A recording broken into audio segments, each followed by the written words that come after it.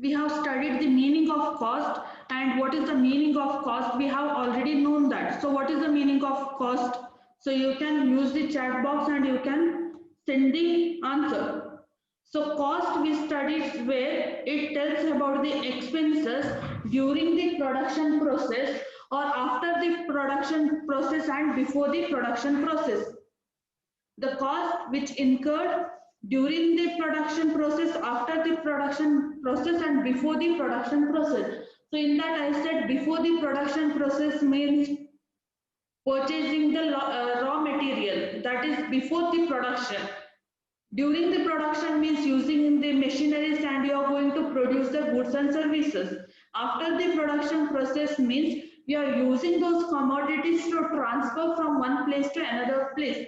You are using those commodity to transfer. So that we will call this after the production process. So after that we had gone through the factors of production. So I hope you remember the factors of production which and all we have studied. So which are the 4 factors of production which we have studied? Anyone can answer? You can raise your hand if you know the answer. So I can unmute you. So anyone knows the answer?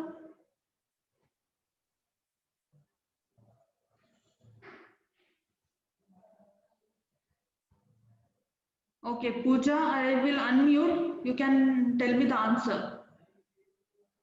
Pooja, you can unmute. Land, labor. So what are the 4 factors of production which we have studied in the last class? Land, labor, capital, organization. Okay, very good. So next, today we will start with our next concept, that is factors of production. Once again, students.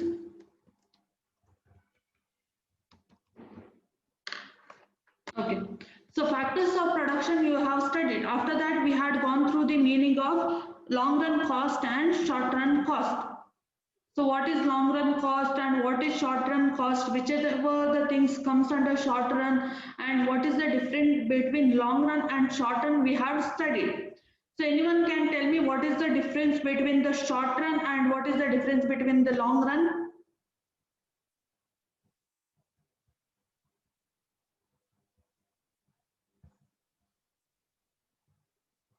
So can anyone answer me? What is the difference between short run and what is the difference between long run?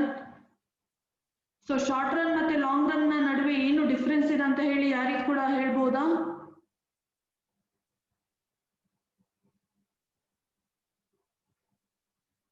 So last class ಕೇಳಿದಿರಲ್ಲ short run ಮತ್ತೆ long run ಅದು differences notes ಕೂಡ ಕೊಟ್ಟಿದ್ದೇನೆ ನಿಮಗೆ. Short run ಮತ್ತೆ long run ಅದು answer.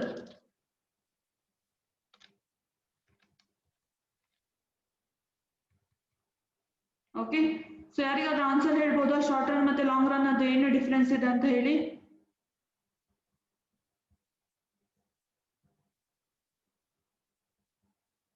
So ಯಾರಿಗ answer ಗೊತ್ತಿಲ್ವಾ?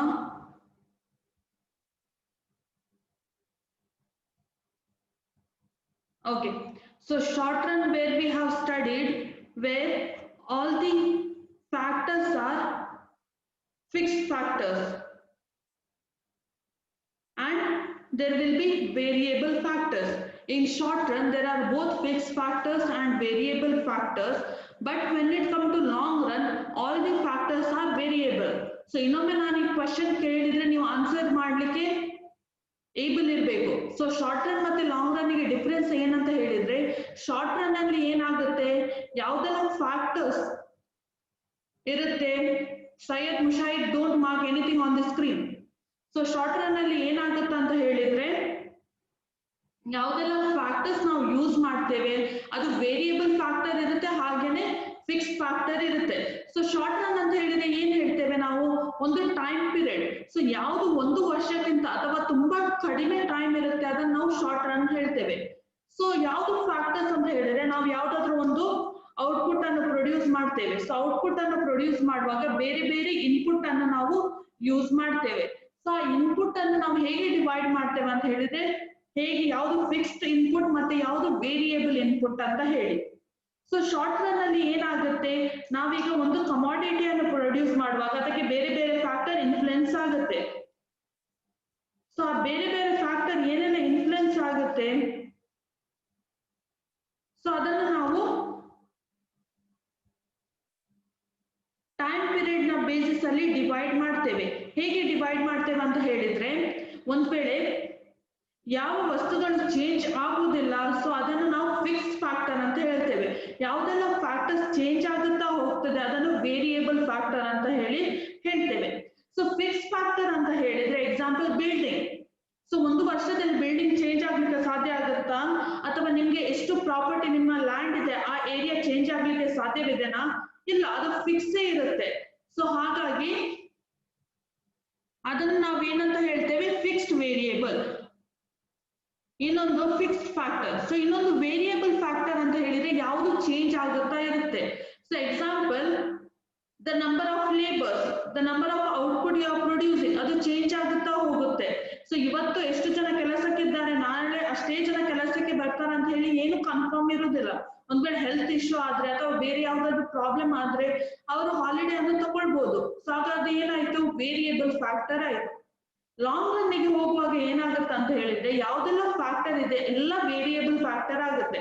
ಸೊ 5 ವರ್ಷದಲ್ಲಿ ಬಿಲ್ಡಿಂಗ್ ಕೂಡ ಚೇಂಜ್ ಆಗ್ಬಹುದು. ಸೊ ನೀವು ಬಿಲ್ಡಿಂಗ್ ಅನ್ನು ರಿನೋವೇಟ್ ಮಾಡ್ತೀರಿ, ಹೊಸ ಮೆಷಿನರಿಯನ್ನು ಪರ್ಚೇಸ್ ಮಾಡಬಹುದು, ಅಥವಾ ಲೇಬರ್ಸ್ ಏನು ಅವರು ಚೇಂಜ್ ಆಗ್ಬಹುದು. ಅಂಡ್ ದ ಸೇಮ್ ಟೈಮ್ ನಿಮ್ಮ ಲ್ಯಾಂಡ್ ಪ್ರಾಪರ್ಟಿ ಏನಿದೆ ಅದನ್ನು ನೀವು ಹೆಚ್ಚು ಲ್ಯಾಂಡ್ ಅನ್ನು ಪರ್ಚೇಸ್ ಮಾಡಬಹುದು. ಒಂದ್ ವೇಳೆ ನೀವು ಪ್ರಾಫಿಟ್ ಅರ್ನ್ ಮಾಡ್ತಾ ಇದ್ದೀರಿ, ಆ ಲ್ಯಾಂಡ್ ನ ಪ್ರಾಪರ್ಟಿ ಸೈಜ್ ಅನ್ನು ಹೆಚ್ಚು ಮಾಡಬಹುದು. ಸೊ ಇದು variable factor. So I hope ನಿಮ್ಗೆ ಈಗ ಗೊತ್ತಾಯ್ತು ಏನು ಫಿಕ್ಸ್ ಫ್ಯಾಕ್ಟರ್ ಏನು ವೇರಿಯೇಬಲ್ ಫ್ಯಾಕ್ಟರ್ ಅಂತ ಹೇಳಿ. ಸೊ ಫಿಕ್ಸ್ ಫ್ಯಾಕ್ಟರ್ ಅಂತ ಹೇಳಿದ್ರೆ ಯಾವುದು ಚೇಂಜ್ ಆಗುದಿಲ್ಲ ಅದನ್ನ ನಾವು ಫಿಕ್ಸ್ ಫ್ಯಾಕ್ಟರ್ ಅಂತ ಹೇಳ್ತೇವೆ. ವೇರಿಯೇಬಲ್ ಫ್ಯಾಕ್ಟರ್ ಅಂತ ಹೇಳಿದ್ರೆ ಯಾವುದು ಚೇಂಜ್ ಆಗ್ತಾ ಹೋಗುತ್ತೆ, variable. In the word itself it mention varying which is goes on changing. What is the difference between short run and long run ನಾವು students? So can anyone answer me?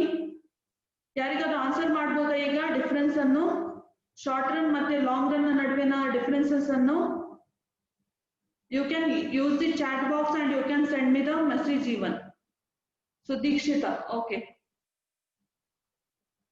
Dikshita, ನಿನ್ನ unmute ಮಾಡಿ answer ಕೊಡ್ಬೋದು. Okay, Dikshita, what is short run? Which will be changing time to time is called as short run, and the factors will long for many years, for many years of long time. Those are called as long run, ma'am. Okay, very good. So ಇನ್ನೊಂದು confirm ಆಗಿ ನೀವು ಹೇಗೆ ಹೇಳ್ಬೇಕಂತ ಹೇಳಿದ್ರೆ, short run ಅಂತ ಹೇಳಿದ್ರೆ in short run there are two factors that are fixed and variable factor. In long run all the factors are variable factor. ಅರ್ಥ ಆಯ್ತಾ? In short run there are both fixed and variable factor. In long run all the factors are variable. So ಇವತ್ತು ನಾವು ಏನ್ ಮಾಡ್ತೇವೆ ಅಂತ ಹೇಳಿದ್ರೆ, ಈ cost ಅಲ್ಲಿ ಯಾವುದು ಬೇರೆ ಬೇರೆ ಕಾನ್ಸೆಪ್ಟ್ಗಳಿವೆ ಅವುಗಳನ್ನು ಸ್ಟಡಿ ಮಾಡ್ತೇವೆ. ಇದು ಯಾಕೆ ಇಂಪಾರ್ಟೆಂಟ್ ಅಂತ ಹೇಳಿದ್ರೆ, ನೆಕ್ಸ್ಟ್ ನೀವು ಕ್ಯಾಲ್ಕುಲೇಷನ್ ಮಾಡುವಾಗ ನಿಮ್ಗೆ ಎಕ್ಸಾಮಿಗೆ ಕ್ಯಾಲ್ಕುಲೇಷನ್ ಅನ್ನು ಕೇಳ್ತಾರೆ, ಆ ಟೈಮ್ ಅಲ್ಲಿ ಇದು ನಿಮ್ಗೆ ಇಂಪಾರ್ಟೆಂಟ್ ಆಗುತ್ತೆ. ನಿಮ್ಗೆ ಖಾಲಿ ಒಂದು ಬಾಕ್ಸ್ ಕೊಡ್ತಾರೆ, ಅದರಲ್ಲಿ ನಿಮ್ಗೆ ನಂಬರ್ಸ್ ಇರುತ್ತೆ, ಆ ನಂಬರ್ಸ್ ಅನ್ನು ಹೇಗೆ ಕೌಂಟ್ ಮಾಡುದು ಅಂತ ಹೇಳಿ ಗೊತ್ತಿರ್ಬೇಕು. So I hope you are clear with the cost concept. Cost ಅಂತ ಹೇಳಿದ್ರೆ ಏನಂತ ಹೇಳಿ ನಿಮ್ಗೆ ಅರ್ಥ ಆಗಿರ್ಬೋದು, ಕಾಸ್ಟ್ ಅಂತ ಹೇಳಿದ್ರೆ ಏನಂತ ಹೇಳಿ. ಸೊ ಓಕೆ, ಸೊ ನೆಕ್ಸ್ಟ್ ನಾವು ಸ್ಟಡಿ ಮಾಡುದು short run cost. So basically short run ಅಲ್ಲಿ ಶಾರ್ಟ್ ರನ್ ಕಾಸ್ಟ್ ಅಲ್ಲಿ ಯಾವುದೆಲ್ಲ ಬರುತ್ತೆ ಅಂತ ಹೇಳಿದ್ರೆ, total fix cost, total variable cost, total cost. So ನಿಮ್ಗೆ ಆಲ್ರೆಡಿ ಟೋಟಲ್ ಕಾಸ್ಟ್ ಅಂತ ಹೇಳಿದ್ರೆ ಏನಂತ ಹೇಳಿ ಗೊತ್ತಿದೆ. ಸೊ ಯಾರಾದ್ರೂ ಆನ್ಸರ್ ಮಾಡ್ಬೋದಾ ಏನು ಟೋಟಲ್ ಕಾಸ್ಟ್ ಅಂತ ಹೇಳಿದ್ರೆ? ಸೊ ಟೋಟಲ್ ಕಾಸ್ಟ್ ಆಲ್ರೆಡಿ ನಿಮ್ಗೆ ಗೊತ್ತಿದೆ, ಏನು ಟೋಟಲ್ ಕಾಸ್ಟ್ ಅಂತ ಹೇಳಿದ್ರೆ?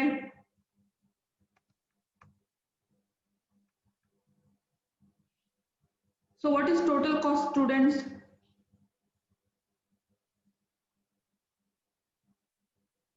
ಯಾರಾದ್ರೂ ಆನ್ಸರ್ ಮಾಡ್ಬೋದಾ?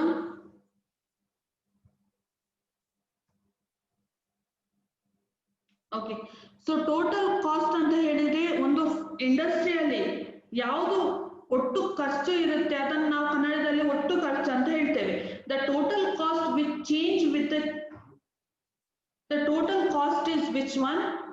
The total cost is the cost incurred for the production of all the unit at the particular time.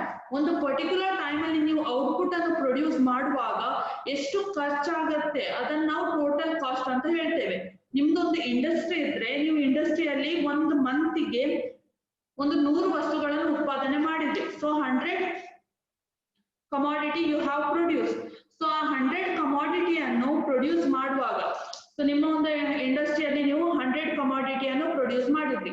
ಆ 100 ಕಮಾಡಿಟಿಯನ್ನು ಪ್ರೊಡ್ಯೂಸ್ ಮಾಡ್ಲಿಕ್ಕೆ ಏನೆಲ್ಲ ಟೋಟಲ್ ಕಾಸ್ಟ್ ಇನ್ವಾಲ್ವ್ ಆಗುತ್ತೆ ಅಥವಾ ಏನೆಲ್ಲ ಟೋಟಲ್ ಎಕ್ಸ್ಪೆಂಡಿಚರ್ ನೀವು ಸ್ಪೆಂಡ್ ಮಾಡ್ತೀರಿ, ಮನಿ ಸ್ಪೆಂಡ್ ಮಾಡ್ತೀರಿ, ಅದನ್ನ ನಾವು ಟೋಟಲ್ ಕಾಸ್ಟ್ ಅಂತ ಹೇಳ್ತೇವೆ. So first one fixed cost. So fixed cost is denotes the cost which do not vary with the level of production. So ಏನು ಇಲ್ಲಿ ನೀವು ಇಂಪಾರ್ಟೆಂಟ್ ಆಗಿ ತಿಳ್ಕೊಳ್ಬೇಕಂತ ಹೇಳಿದ್ರೆ the cost which do not the cost which do not vary with the level of production. So fixed cost ಅಂತ ಹೇಳಿದ್ರೆ ಯಾವುದು change ಆಗುದಿಲ್ಲ, ಯಾವುದು ವೇರಿ ಆಗುದಿಲ್ಲ, ಅದನ್ನ ನಾವು ಫಿಕ್ಸ್ಡ್ ಕಾಸ್ಟ್ ಅಂತ ಹೇಳ್ತೇವೆ. ಸೊ ಇದ್ರ ಹೆಸರಲ್ಲಿ ಇದು ಹೇಳ್ತಾ ಇದೆ. ಹೆಸರಲ್ಲಿ ಏನ್ ಹೇಳ್ತಾ ಇದೆ? ಸೊ ನೀವು ಇಲ್ಲಿ ನೋಡ್ಬೋದು, ಅದರ ಹೆಸರಲ್ಲಿ ಇದೆ ಫಿಕ್ಸ್ಡ್ ಅಂತ ಹೇಳಿ. ಫಿಕ್ಸ್ಡ್ ಅಂತ ಹೇಳಿದ್ರೆ ನಾವು ಪರ್ಮನೆಂಟ್ ಅಂತ ಕೂಡ ಹೇಳ್ಬೋದು. ಯಾವುದು ಫಿಕ್ಸ್ಡ್ ಫ್ಯಾಕ್ಟರ್ ಇರುತ್ತೆ ಅದು ಯಾವತ್ತೂ ಚೇಂಜ್ ಆಗೋದಿಲ್ಲ. ಸೊ ಹಾಗಾಗಿ ಫಿಕ್ಸ್ಡ್ ಕಾಸ್ಟ್ ಏನಿರುತ್ತೆ ಅದು ಪರ್ಮನೆಂಟ್ ಆಗಿರುತ್ತೆ. ಸೊ ನೀವು ಫಸ್ಟ್ ಕಮಾಡಿಟಿ, ಒಂದ್ ವೇಳೆ ನೀವು ಫಸ್ಟ್ ಕಮಾಡಿಟಿ ಪ್ರೊಡ್ಯೂಸ್ ಮಾಡುವಾಗ ಫಿಕ್ಸ್ಡ್ ಕಾಸ್ಟ್ 20 ರೂಪೀಸ್ ಇದ್ರೆ ನಿಮ್ದು nth ಕಮಾಡಿಟಿ ಅಥವಾ ಲಾಸ್ಟ್ ಕಮಾಡಿಟಿ ಕೂಡ ಪ್ರೊಡ್ಯೂಸ್ ಮಾಡುವಾಗ ನಿಮ್ದು ಫಿಕ್ಸ್ಡ್ ಕಾಸ್ಟ್ 20ನೇ ಆಗಿರುತ್ತೆ. ಸೊ ಇದು ಚೇಂಜ್ ಆಗುದಿಲ್ಲ. Example rent. So rent is the best example for the fixed cost. So rent ಏನಿದೆ ಇದು ಬೆಸ್ಟ್ ಎಕ್ಸಾಂಪಲ್ ಅಂತ ಹೇಳ್ಬೋದು. ಯಾಕೆ ಬೆಸ್ಟ್ ಎಕ್ಸಾಂಪಲ್? ಒಂದು ಪ್ಲೇಸ್ ಅಲ್ಲಿ ನೀವು ನಿಮ್ಮ ಇಂಡಸ್ಟ್ರಿಯನ್ನು ಸ್ಟಾರ್ಟ್ ಮಾಡಿದ್ರಿ. ಸೊ ಇಂಡಸ್ಟ್ರಿಯನ್ನು ಸ್ಟಾರ್ಟ್ ಮಾಡಿ ನೀವು ಒಂದು ದಿನ ಫಸ್ಟ್ ಡೇ only 10 ಕಮಾಡಿಟೀಸ್ ಅನ್ನು ಪ್ರೊಡ್ಯೂಸ್ ಮಾಡಿದ್ರಿ. First day 10 commodities. ನೀವು ರೆಂಟ್ ಮಂತ್ಲಿ ಎಷ್ಟು ಪೇ ಮಾಡಬೇಕು? 1000 ರೂಪೀಸ್. ಅಥವಾ ನಾವು ತೆಗೆದುಕೊಳ್ಳುವ ಒಂದು ದಿನಕ್ಕೆ ನೀವು 100 ರೂಪೀಸ್ 100 ರೂಪೀಸ್ ರೆಂಟ್ ಆಗಿ ಪೇ ಮಾಡಬೇಕು. ಸೊ 10th ಕಮಾಡಿಟಿ 10 ಕಮಾಡಿಟಿ ಒಂದು ದಿನಕ್ಕೆ ನೀವು ಪ್ರೊಡ್ಯೂಸ್ ಮಾಡುವಾಗ ರೆಂಟ್ ನೀವು 100 ರೂಪೀಸ್ ಅನ್ನು ಪೇ ಮಾಡ್ತೀರಿ. ಹಾಗೇನೆ ಸೆಕೆಂಡ್ ಡೇ ನೀವು ಏನ್ ಮಾಡ್ತೀರಿ? 50 ಕಮಾಡಿಟೀಸ್ ಅನ್ನು ಪ್ರೊಡ್ಯೂಸ್ ಮಾಡ್ತೀರಿ. ಆಗ ನಿಮ್ಮ ರೆಂಟ್ ಎಷ್ಟು ಇರ್ಬೋದು ಸ್ಟೂಡೆಂಟ್ಸ್? ನೀವು 50 ಕಮಾಡಿಟೀಸ್ ಅನ್ನು ಪ್ರೊಡ್ಯೂಸ್ ಮಾಡುವಾಗ ರೆಂಟ್ ಎಷ್ಟು ಇರುತ್ತೆ? So you can use the chat box and you can answer me. So ಎಷ್ಟಿರ್ಬೋದು?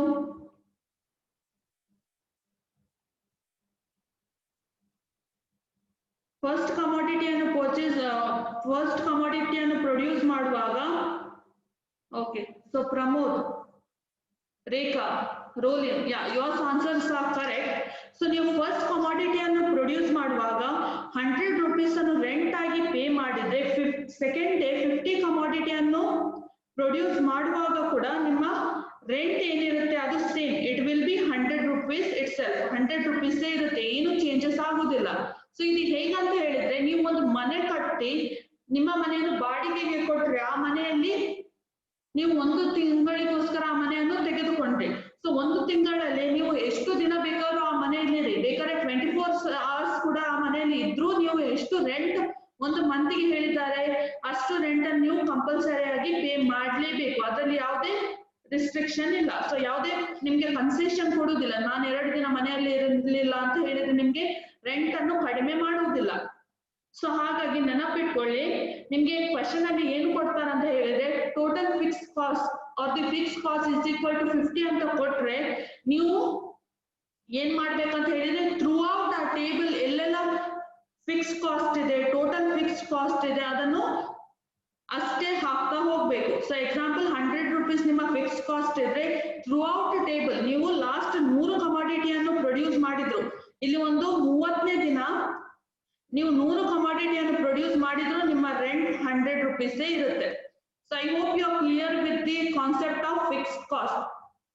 Fixed cost ಅರ್ಥ ಆಯ್ತಾ ಏನಂತ ಹೇಳಿ? ಫಿಕ್ಸ್ಡ್ ಕಾಸ್ಟ್ ಅಂತ ಹೇಳಿದ್ರೆ ಯಾವುದು ಚೇಂಜ್ ಆಗದೇ ಇರುತ್ತೆ ಅದನ್ನ ನಾವು ಫಿಕ್ಸ್ಡ್ ಕಾಸ್ಟ್ ಅಂತ ಹೇಳ್ತೇವೆ. ಸೊ ಯಾವ ನಿಮ್ಮ ಹಣ ಚೇಂಜ್ ಆಗದೇ ಇರುತ್ತೆ ಅದನ್ನ ನಾವು ಫಿಕ್ಸ್ಡ್ ಕಾಸ್ಟ್ ಅಂತ ಹೇಳ್ತೇವೆ. ಸೊ ಇದರಲ್ಲಿ ಬೇಸಿಕಲಿ ಫಿಕ್ಸ್ಡ್ ಕಾಸ್ಟ್ ಅಲ್ಲಿ ನಾವು ಎರಡು ಡಿವಿಷನ್ ಇದೆ. ಒಂದು ಟೋಟಲ್ ಫಿಕ್ಸ್ಡ್ ಕಾಸ್ಟ್, ಇನ್ನೊಂದು average fixed cost. So total fixed cost ಏನಿದೆ ಅದು ಥ್ರೂ ಔಟ್ ಸೇಮ್ ಇರುತ್ತೆ. ಸೊ ಇಲ್ಲಿ ನೀವು 100 rupees ಏನ್ ನೋಡಿದ್ರಿ ಅದು ಟೋಟಲ್ ಫಿಕ್ಸ್ಡ್ ಕಾಸ್ಟ್, ಅದು ಯಾವತ್ತೂ ಚೇಂಜ್ ಆಗುದಿಲ್ಲ. ಹಾಗೇನೆ average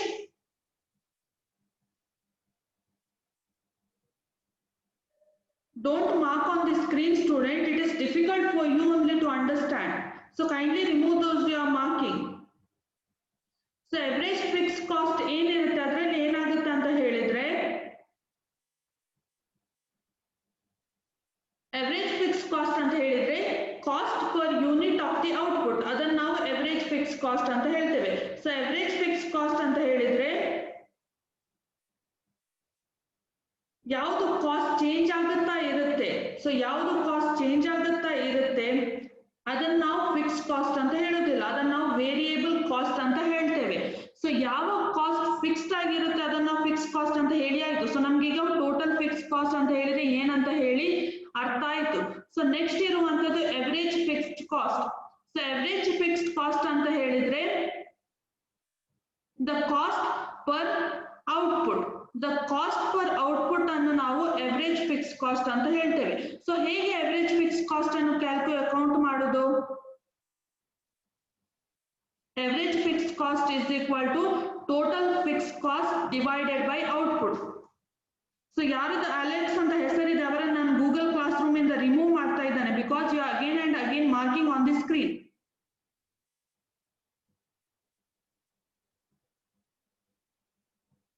Okay. Okay. So average fixed cost ಅಂತ ಹೇಳಿದ್ರೆ ನಮ್ಗೆ ಏನಂತ ಹೇಳಿ ಅರ್ಥ ಆಯ್ತು.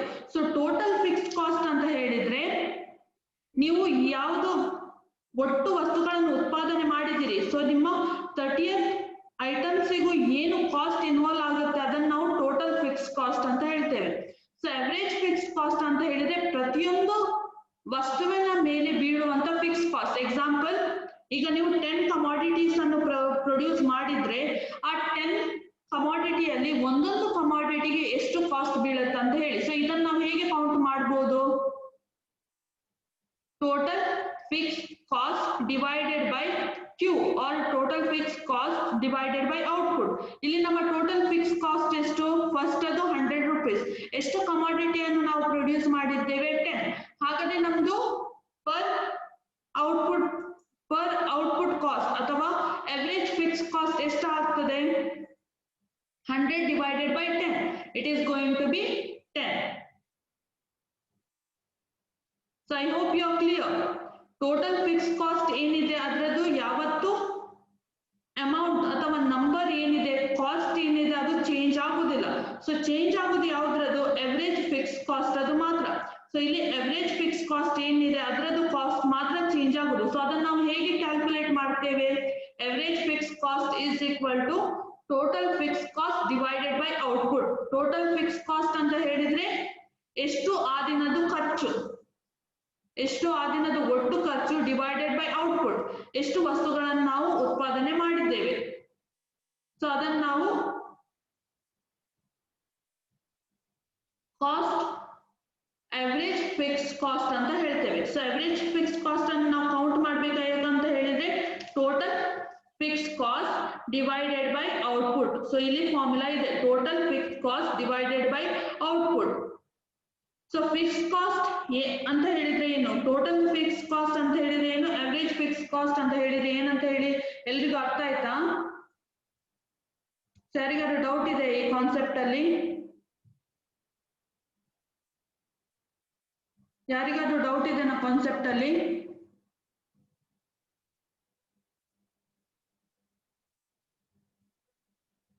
ಸೊ ಯಾರಿಗಾದ್ರೂ ಡೌಟ್ ಇದೆನಾ? ಓಕೆ. ಸೊ ಈಗ ನಿಮ್ಗೆ ಫಿಕ್ಸ್ ಕಾಸ್ಟ್ ಅಂತ ಹೇಳಿದ್ರೆ ಏನಂತ ಹೇಳಿ ಅರ್ಥ ನೆಕ್ಸ್ಟ್ ಕಾನ್ಸೆಪ್ಟ್ ಯಾವುದು ಸ್ಟಡಿ ಮಾಡ್ತೇವೆ ಅಂತ ಹೇಳಿದ್ರೆ ಟೋಟಲ್ ವೇರಿಯೇಬಲ್ ಕಾಸ್ಟ್. ಸೊ ಈಗ ನಿಮಗೆ ಟೋಟಲ್ ಫಿಕ್ಸ್ಡ್ ಕಾಸ್ಟ್ ಅರ್ಥ ಆಯ್ತು, ಎವರೇಜ್ ಫಿಕ್ಸ್ಡ್ ಕಾಸ್ಟ್ ಅರ್ಥ ಆಯ್ತು. ಸೊ ನೆಕ್ಸ್ಟ್ ನಾವು ಸ್ಟಡಿ ಮಾಡ್ಲಿಕ್ಕೆ ಹೋಗೋದು total variable cost. So total variable cost ಅಂತ ಹೇಳಿದ್ರೆ the cost which change with the change in the level of output is called total variable cost. So fixed cost ಗೆ ಬರುವಾಗ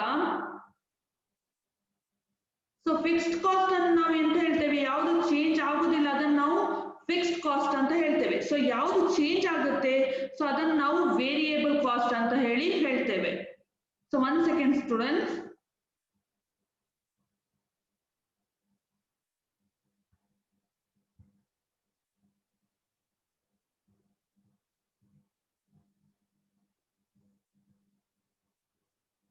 Okay.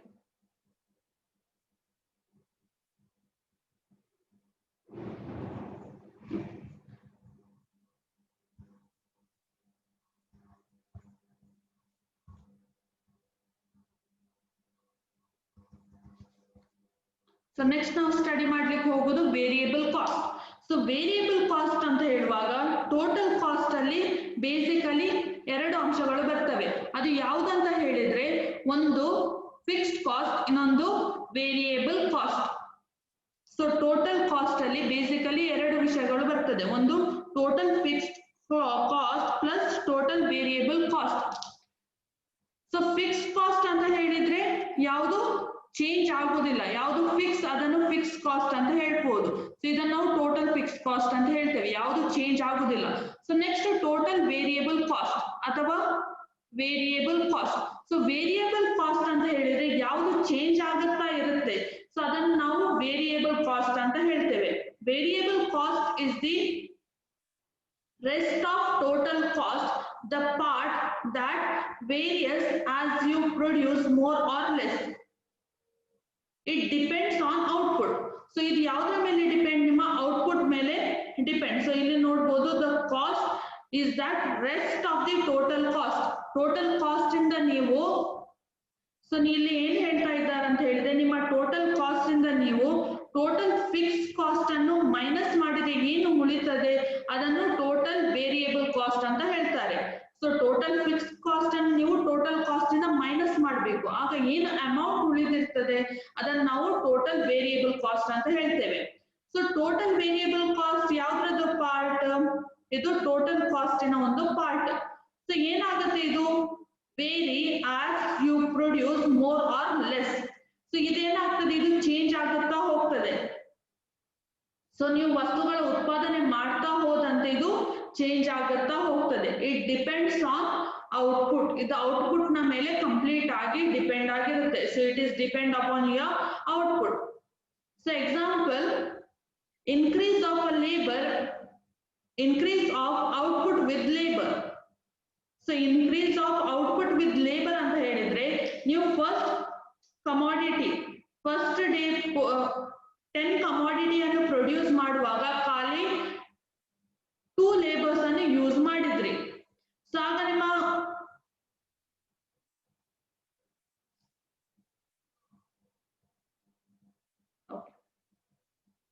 So ಆಗ ಏನಾಗುತ್ತೆ, ನಿಮ್ಮ ಕಾಸ್ಟ್ ಕಡಿಮೆ ಇರ್ಬೋದು. ಯಾಕಂತ ಹೇಳಿದ್ರೆ ನೀವು ಖಾಲಿ 2 ಜನ ಲೇಬರ್ ಅನ್ನು ಯೂಸ್ ಮಾಡಿದ್ದೀರಿ. ಸೊ ಈಗ ನೀವು ಏನ್ ಮಾಡಿದ್ರಿ, next day second day 15 commodities ಅನ್ನು ಪ್ರೊಡ್ಯೂಸ್ ಮಾಡ್ಲಿಕ್ಕೆ ಹೋಗಿ 2 ಇದ್ದ ಕಡೆ 4 ಲೇಬರ್ಸ್ ಅನ್ನು ಯೂಸ್ ಮಾಡಿದ್ರಿ. ಸೊ ಈಗ ನಿಮ್ಮ ಕಾಸ್ಟ್ ಕಡಿಮೆ ಆಗುತ್ತಾ ಹೆಚ್ಚಾಗುತ್ತೆ?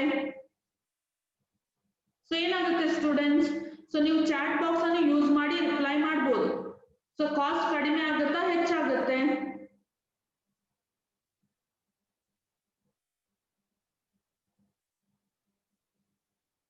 ಸೇಮ್ ಇರುತ್ತಾ? ಇಲ್ಲ, it will become more. So the cost will increase. ಯಾಕಂತ ಹೇಳಿದ್ರೆ ಇಲ್ಲಿ ಡಿವೈಡ್ ಮಾಡಿ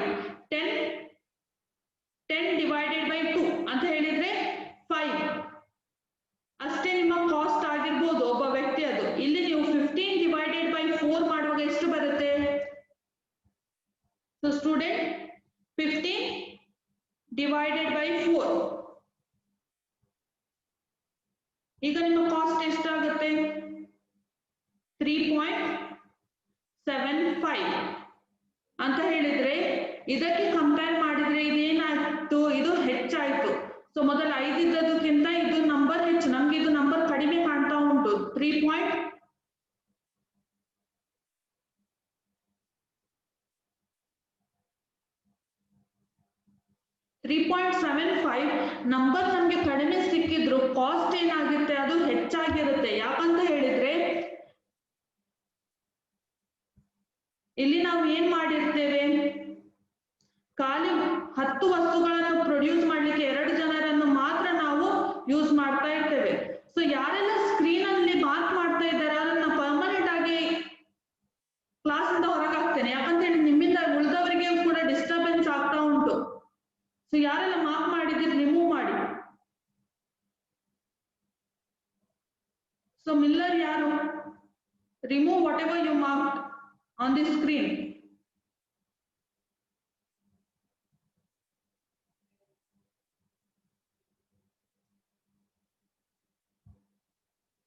Once again, students,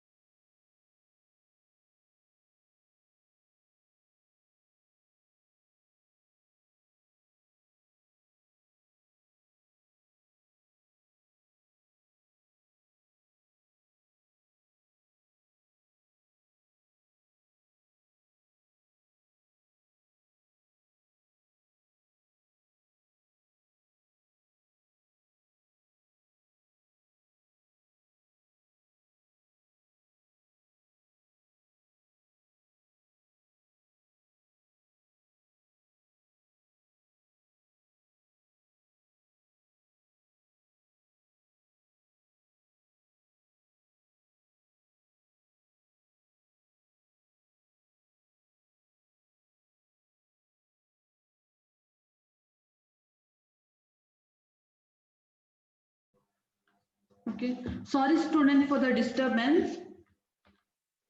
So okay, so we are studying about the variable cost. So variable cost ಅಂತ ಹೇಳಿದ್ರೆ ನಾನು ಏನಂತ ಹೇಳಿದೆ, ಸೊ ಯಾವುದು ಟೋಟಲ್ ಕಾಸ್ಟ್ ಅಲ್ಲಿ ನೀವು ಟೋಟಲ್ ಫಿಕ್ಸ್ಡ್ ಕಾಸ್ಟ್ ಅನ್ನು ಮೈನಸ್ ಮಾಡಿದ ನಂತರ ಏನು ಉಳಿತದೆ ಅದನ್ನು ನಾವು ವೇರಿಯೇಬಲ್ ಕಾಸ್ಟ್ ಅಂತ ಹೇಳ್ತೇವೆ. ಸೊ ವೇರಿಯೇಬಲ್ ಕಾಸ್ಟ್ ಅನ್ನು ಹೇಗೆ ಕ್ಯಾಲ್ಕುಲೇಟ್ ಮಾಡೋದಂತ ಕೂಡ ಹೇಳಿದೆ.